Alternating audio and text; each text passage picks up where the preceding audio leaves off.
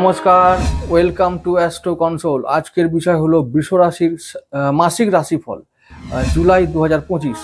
তো বৃষ রাশির মাসিক রাশিফল জুলাই মাস বলতে গিয়ে বলবো যে জুলাই মাসটা কেমন যাবে আমাদের বৃষ রাশির জন্য।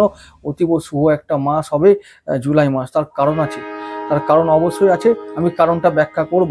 এমনি হাওয়ায় কথা বলে আমি দিই না, আর হাওয়ায় কথা বলার লোক আমি নই, তোমরা সবাই জানো। আর আমার চ্যানেলে এমন কিছু ভিউ হয় না যে আমি তোমাদেরকে একবারে হাওয়ায় কথা বলে আমি ভিউ বাড়াবো বা একবারে আমার অনেক কিছু লাভ হবে।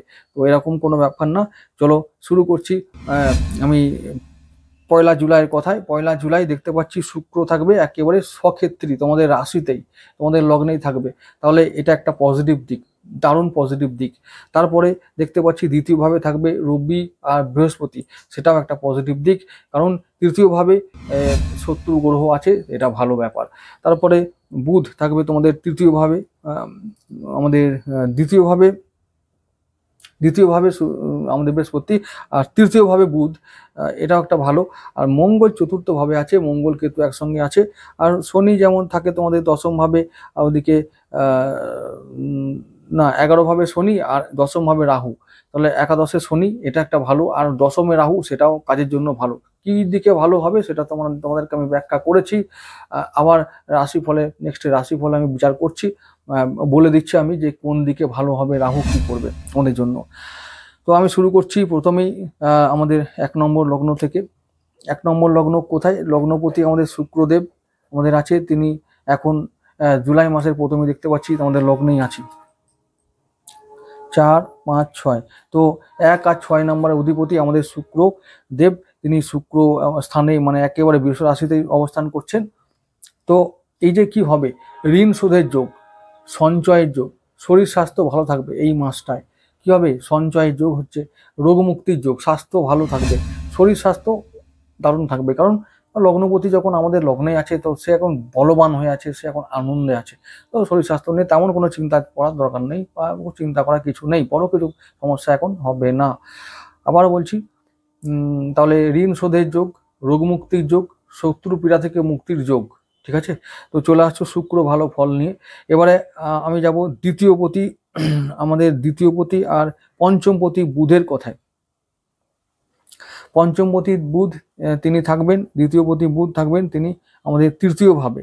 তো এই ক্ষেত্রে তৃতীয়ভাবে যখন তিনি থাকছেন, তখন বলবো যে কি না, যে কোনো কাজ আমরা করব না কেন, সেই কাজগুলো একটু ক্রাইসিসের মধ্যে দিয়ে যাবে। তবে আবার বলছি, ক্রাইসিস হলেও, কাজগুলো করতে গিয়ে কঠিন হলেও, মোটামুটি আমরা ক্রাইসিস পেলেও আমরা করে নিতে পারবো, উদ্ধার হয়ে যাবে। তো কাজগুলো শেষ করতে পারবো, ফিনিশ করতে পারবো, আর ভালোভাবেই ফিনিশ হবে, সময়ের মধ্যেই হবে। তো এটা একটা ব্যাপার। আর পঞ্চমপতি তৃতীয়ভাবে আছে, মানে সন্তানের উন্নতি, তো তারপরে শিক্ষায় উন্নতি, প্রেমে উন্নতি। প্রেমের কথা বলতে গিয়ে বলবো যে নতুন প্রেম আসতে চলেছে, নতুন মানুষ আসতে চলেছে জীবনে প্রেমের বার্তা নিয়ে। তো সেই প্রেমিক বা প্রেমিকা পরবর্তীকালে জীবনসাথী হওয়ার তার সম্ভাবনাও থাকবে। তো প্রেমের ক্ষেত্রে ভালো সুযোগ এবং সময় তোমাদের জন্য এসেছে। জুলাই মাস, শ্রাবণ, কি বলে, the month of love, season of love, যাই হোক। তো যে এই তোমাদের এই সিজনটা লাভ খোয়াব দেখে কেটে যাবে, ভালো একটা মাস, রোমান্টিক মাস। আর তোমাদের ইষ্ট দেবতার ভোলেনাথের মাস, তো রোমান্টিক হবেই, তো এরকম লাভ তো আসবেই, খোয়াব তো দেখবেই তোমরা। তো তো বোম বোম ভোলে করো আর প্রেম করো। চলো পরবর্তী লগ্নে চলে যাচ্ছি। তোমাদের হচ্ছে যে পরবর্তী লগ্ন তৃতীয়পতি আমাদের চন্দ্রদেব। তৃতীয়পতি চন্দ্রদেব যখনই শনি ও রাহুর সঙ্গে মিশবে গোচরে, তখন একটু সাবধান থাকতে হবে। কাদেরকে নিয়ে? ওই যে আশেপাশের কলিগ, ভাই বোন, আত্মীয় স্বজন, পাড়া প্রতিবেশী, এদের সঙ্গে নিয়ে সাবধান থাকতে হবে। এই জন্য থাকতে হবে সাবধান যে এই চন্দ্র বা এই যে সমস্ত মানুষগুলো আমাদের শত্রু। তাহলে এই শত্রুতা যেন বেশি পর্যায়ে না যায়। কারণ একটা কথা বলে রাখি, চতুর্থভাবে এখন মঙ্গল কেতু আছে, মানে আমাদের ঘরে এখন শত্রু, সব থেকে বড় শত্রু আছে। তো সেই যেন মানে মানে মানে সেই আগুনের উপরে যেন ঘি না পড়ে, তার জন্য আমাদেরকে সংযমী থাকতে হবে, আমাদেরকে বাণী ও ব্যবহারে নিয়ন্ত্রণ রাখতে হবে, মাথা ঠান্ডা রাখতে হবে। চতুর্থভাবে মঙ্গল, মানে আমার মনে এখন মঙ্গল বাস করছে, অমঙ্গল ডেকে আনতে পারে এই মঙ্গল, তো সাবধান। তো যারা যে বাচ্চাগুলো জন্ম নেবে, যদি এই সময় জন্ম নেয় বৃষরাশি হিসাবে, তাহলে কিন্তু তারা ঘোর মাঙ্গলিক হবে। তো সেটা অন্য কথা। তো সেই রকমই মাঙ্গলিক যোগের কুপ্রভাব চলছে এখন, এবং মঙ্গলের কুপ্রভাব চলছে, কারণ মঙ্গল এখন অতীব শক্তিশালী হয়ে আছে, যখন তখন বাস্ট করতে পারে। তো এই ব্যাপারগুলো মনে রাখলে আমি একটাই কথা বলবো, দ্বাদশপতি মঙ্গল চতুর্থভাবে থাকার অনেকের মামলা মোকদ্দমার যোগ চলবে। আবার ওদিকে সপ্তমপতি মঙ্গল, তো অনেকের বিবাহ সংক্রান্ত বিষয়ে সমস্যা হতে পারে, মামলা হতে পারে, ডিভোর্সের মামলা হতে পারে, ছাড়াছাড়ি হতে পারে। তো মঙ্গল এখন সেই রকম জায়গায় আছে, এবং মঙ্গল অমঙ্গল দেখাবে কিছু বিশ্বরাশির জন্য। মঙ্গল থেকে সাবধান। চতুর্থপতি রবি থাকবে কোথায়? দ্বিতীয় ভাবে। তাহলে মোটামুটি বলতে পারি গৃহ শান্তি বজায় থাকবে, মানসিক শান্তি থাকবে, গৃহে উন্নতি, পরিবারের উন্নতি, গৃহের জন্য বাড়ি গাড়ি সমস্ত কিছু করতে পারবো, আমরা গৃহে উন্নতি করতে পারবো।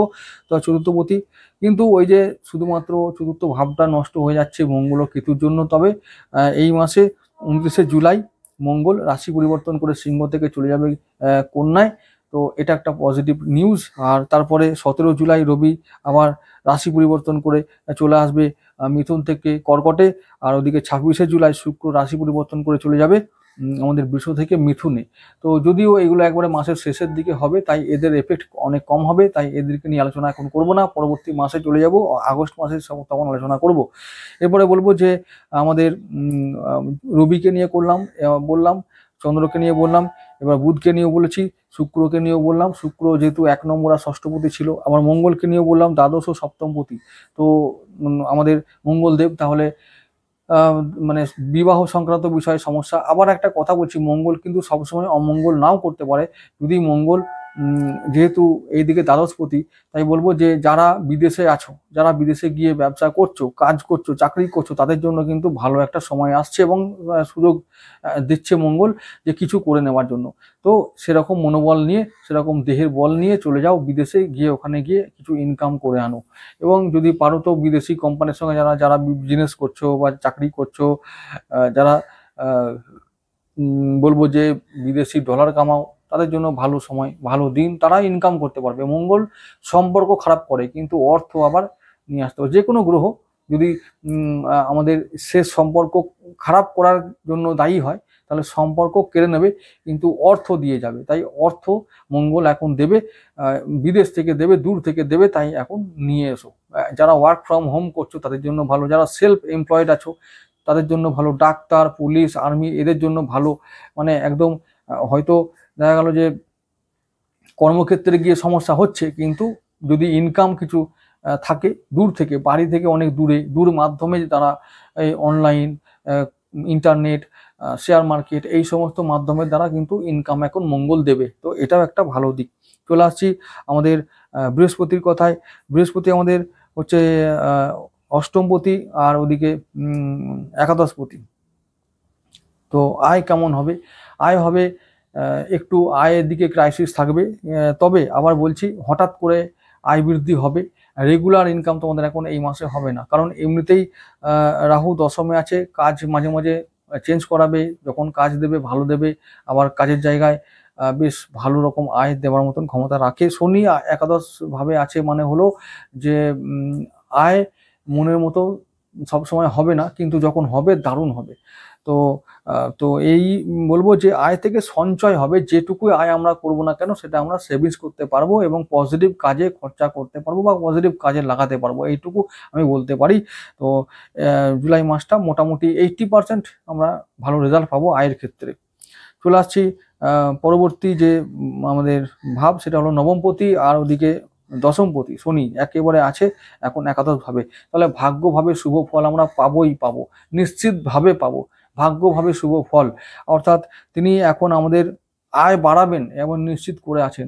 একটা কথা বলি, যারা শনির ইনকাম করো, শনির পেশা আছো, শুক্র এবং রাহুর পেশায় আছো, তাদের নিশ্চিতভাবে আয় বাড়বে, সঞ্চয় বাড়বে, সমস্ত কিছু বাড়বে। তো মানে প্রোফাইল বাড়বে, এই নিশ্চিত, একদম দেখে নাও তোমরা। বৃষ রাশির ক্ষেত্রে একদম দারুণ একটা ব্যাপার যে ইনকাম বাড়বেই, সঞ্চয় বাড়বে, আয় বাড়বে, আরও কিছু প্রোফাইল, মানে হলো যে প্রোফাইল মানে হলো কি, লোককে বলার মতন একটা জায়গা তৈরি হবে যে আমি এত টাকা আয় করি। এরকম দিন আসছে, তোমাদের এসে গেছে অলরেডি, অনেকেই ফিল করছো, অনেকেই একটু দেরি হবে হয়তো ভাবতে বা বুঝতে। তো নিশ্চিতভাবে হবে, চিন্তা কিছু নেই। তোমরা জুলাই মাসটা সব নিয়ে বলবো যে এই মাসে শুধু মঙ্গলদেবকে ছাড়া অন্য কোনো ব্যাপারে নিয়ে আমাদের ভাবতে হবে না।